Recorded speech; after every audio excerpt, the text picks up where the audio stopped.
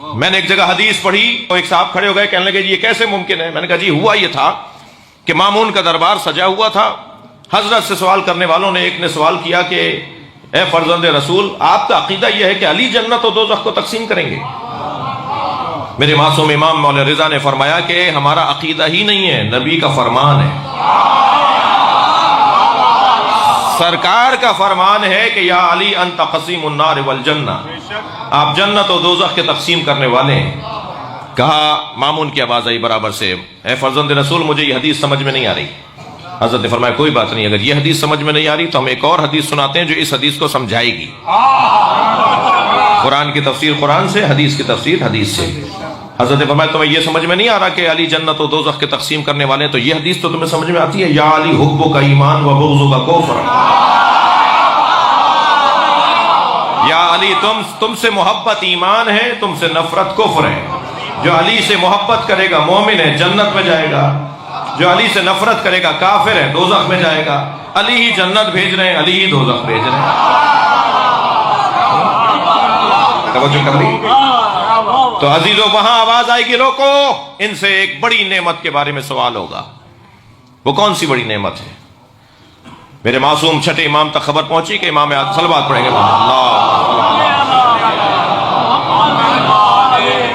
کہ حضرت امام اعظم ابو حنیفہ یہ فرما رہے ہیں کہ قیامت میں سوال ہوگا کہ ہم نے تمہیں نعمتوں پر نعمتیں دیں، اتنی نعمتیں دیں، آنکھیں دی، ہاتھ پیر دیے، دماغ دیا، کھانا پانی دیا، ہوا سالم دی، تمہیں اچھی چیزیں دی، ان سب کے بارے میں سوال ہوگا۔ تو میرے معصوم نے فرمایا، شاگرد بھی تھے، حضرت ابو حنیفہ مولا صادق کے شاگرد بھی تھے، تو استاد نے بلا لیا، بلاؤ ذرا انہیں۔ حضرت نے فرمایا تم نے اس آیت کی تفسیر ایسے کی ہے؟ فرمانے لگے جی یہ سمجھ میں تو یہی آتا ہے۔ حضرت نے فرمایا کہ پھر اس آیت کو کیسے سمجھو گے جس میں اللہ اعلان کر رہا ہے ان تعدوا نعمت اللہ لا تحصوها، تم اللہ کی نعمتوں کو اگر شمار کرنا چاہو گے تو شمار بھی نہیں کر پاؤ گے۔ جب ہم شمار نہیں کر سکتے تو حساب کیسے دیں گے؟ بھائی صلوات پڑھ لیں محمد و آل محمد، اللہم صل علی۔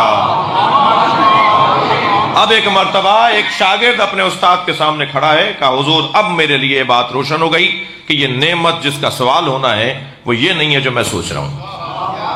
حضرت نے فرمایا ہم تمہیں اور روشن کریں، اگر تم کبھی کسی اپنے عزیز دوست مسافر کو کھانا کھلاؤ، 10 سال کے بعد اس سے کہیں ملاقات ہو اور وہ تمہیں نہ پہچان رہا ہو، اور تم یہ کہہ کر اسے یاد دلاؤ کہ ہم فلاں ہیں جنہوں نے تمہیں روٹی کھلائی تھی، تو جتنے بھی لوگ سن رہے ہوں گے خود وہ بھی تمہارے لیے اچھی رائے قائم نہیں کرے گا کہ کھانا کھلا کے 20 سال تک یاد رکھا، روٹی کھلا کر 20 سال تک یاد رکھا، اور اب مل جانے پہ روٹیاں یاد دلا رہا ہے۔ تو جب یہ تمہارے لیے روا نہیں ہے تو کریم مطلق کے لیے کیسے جائے گا کہ وہ نعمتیں دینے کے بعد یہ کہے گا کہ میں نے تمہیں یہ دیا، میں نے تمہیں وہ دیا۔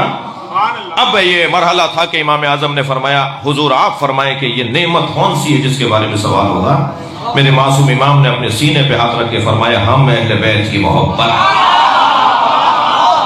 صلوات پڑھیں گے محمد و آل محمد۔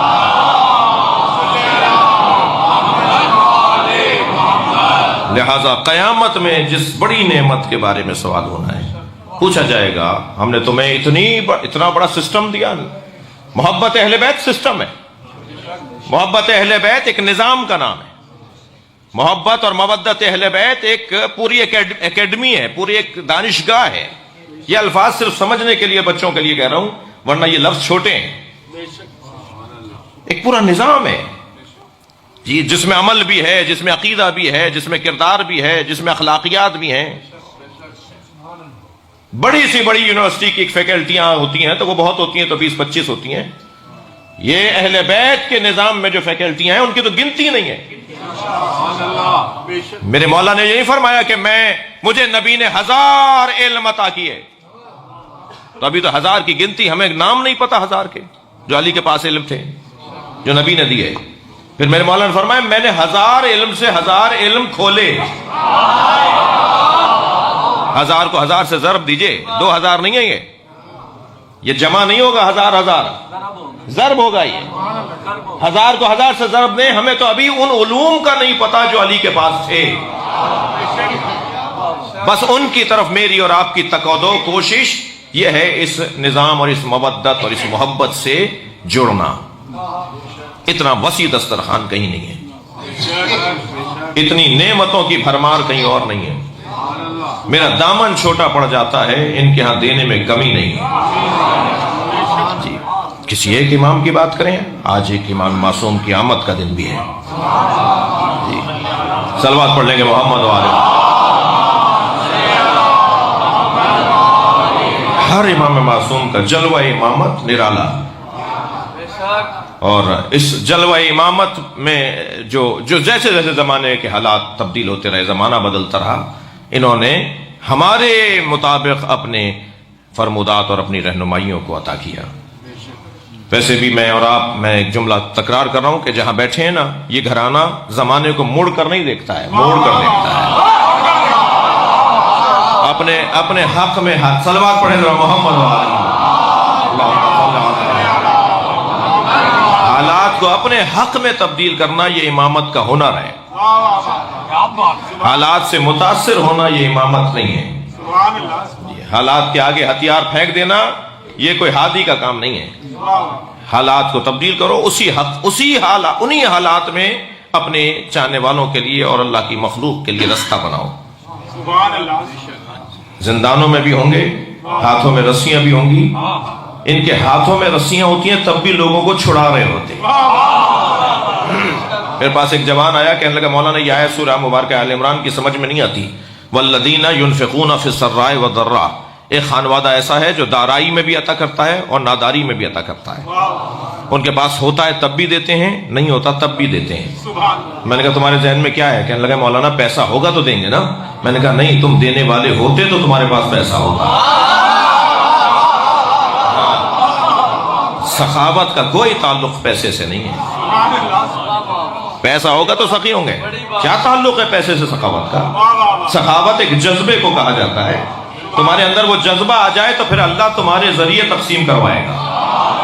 میں مولا علی سے اگر مدد مانگتا ہوں، میں مولا امام حسین سے اگر مدد مانگتا ہوں تو مجھے پتا ہے اللہ انہیں دیتا ہے اور یہ بانٹ دیتے ہیں. جی سورہ مبارکہ آل عمران کی ایک اور آیت ہے شجرہ طیبہ کے حوالے سے، الم تری کیف ضرب اللہ مثلا کلمۃ طیبۃ کشجرۃ طیبہ اصلھا ثابت وفرعھا فی السماء. شجرہ طیبہ کی 3 صفتیں ہیں. اس کی جڑیں بڑی مضبوط ہیں، اس کی شاخیں آسمانوں میں ہیں، اور تیسری صفت یہ ہے کہ تؤتی اکلھا کل حین، یہ ہر موسم میں پھل دیتا ہے. معصوم فرماتے ہیں وہ شجرہ طیبہ ہم ہیں. یہ ہر حالت میں ہمارے لیے امام ہے. زندان میں ہو یا زندان سے ہٹ کر ہوں، ہمارے لیے ہدایت ہی ہدایت ہے.